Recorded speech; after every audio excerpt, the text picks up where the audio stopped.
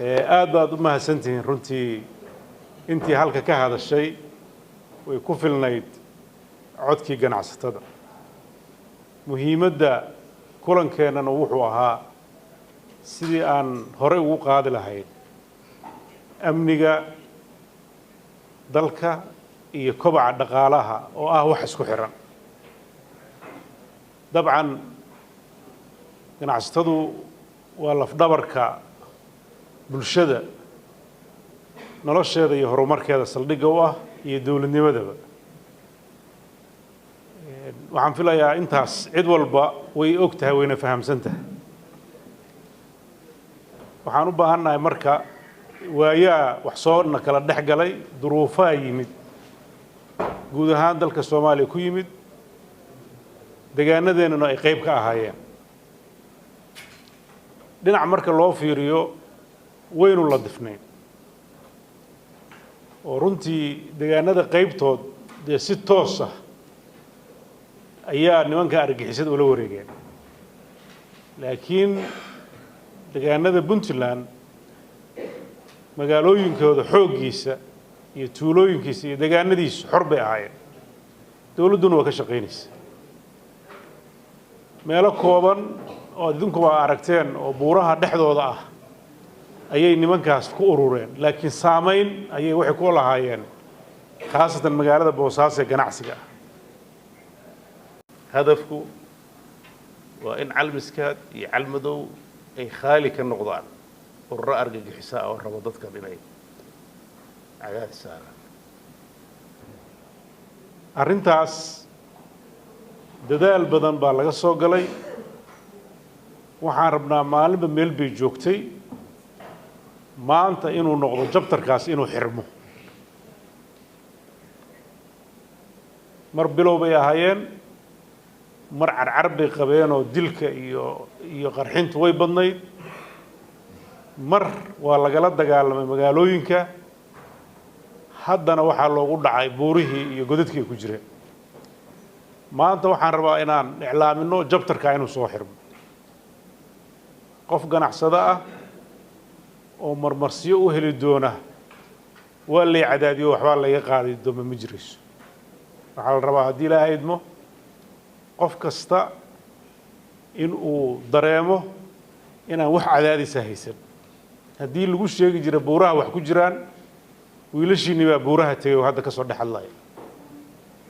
arrintaas waxaa la rabaa inaad siday tahay u qaadataan haddii ilaahay idmo waxaan rajaynayaa ilaahay idankiis arrintaas inay noqoto arrin u horseeda geyga Puntland in uu ka noqdo xor cadaadis cid kale uga timid intaas markaan isla qaadanno hawl baa noo taal marka hawsha waxa weeye sidee dhaqaalihii habaca ku yimid muddooyinkii u dambeeyey ay saamaynta lahaayeen uga soo kabanaa shaqadaas way shaqada haddana wada sugaysa taas waa midda sababtay dad badan oo ganacsada ah inay dalka ka baxaan hanti badan ay ka baxdo hoos u dhac dhaqaale u yimaado aragtiyo cusub oo ganacsiyeedna ay fuli weydo marka waxaan rabnaa arrintaas si ay meesha uga baxdo waxaan u baahannahay dawladda iyo ganacsiguba inay ka shaqeeyaan sidii horumar dhaqaale loo abuuri lahaa sidii noloshu ay dabiici ugu soo noqoto oo magaalooyinku u carmirmaan oo noloshu hagaagto dabcan mar walba adduunyadu waa qabyo waxbaa dhiman marka meel saxdid meel baa furan laakiin waxaa la rabaa markii si joogto ah loo shaqeeyo oo noloshu waa kifaaxe si joogto ah loo kifaaxo waxaan aaminsanahay in la gaari doono nolol qurux badan oo ilaa xad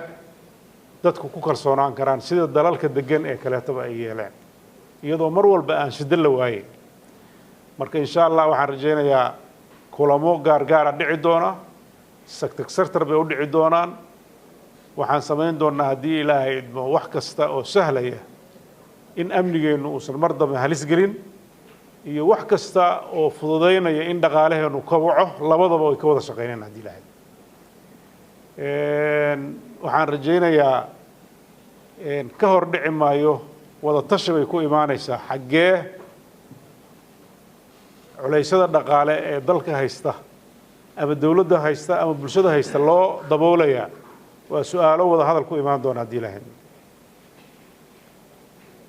kulli waa huba in lacag badan oo argagixisadu intay dadka ururiyaan ay dalal kale u diri jireen noo baaqanayso hadda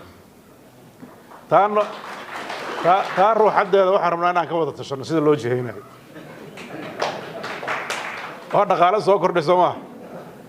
dawladda wax ka siinaysaan mise kaligiina iska cunaayo waa talo waa ka wada tashanayna hadii lahayd waxaan rajaynayaa talooyinkaasi inay ka dhalan doonaan dariiqa aan aadi doonno hadii lahayd insha Allah aad u mahadsantihiin waqtiga aan soo wada qaadanay sida wanaagsan oo la isu dhageystay afkaartiina wanaagsan sida aan u dhageysanay muhiimaddu waxay ahayd kulankan in la xog waraysto maanta wixii ka dambeeyana degdheer inay dhimatay aan soo sheegno oo nin walba halkaas uu ka bilaabo inaan cabsi dambe jirin hanti dambe aan la bixin ninna uusan soo humbaalan oo la isu madoobeen haddii kuwa inii dhow garanaysaan laakiin kuwa ka dambeeyaan ay jiraan kuwii ka dambeeyaa meesha ka baxay marka insha Allah tafaasiisha abni waqtigeeda iyo meelaheeda ay lahaan doontaa hay-adaha amniga iyo hay-adaha dawladda way wada hadli doonaan haddii la hadmo laakiin waxaan u baahannahay Puntland inay noqoto meel ka madax bannaan cadaadis cid kale uga timid oo meel kale uga timid oo si kale u shaqeynaysa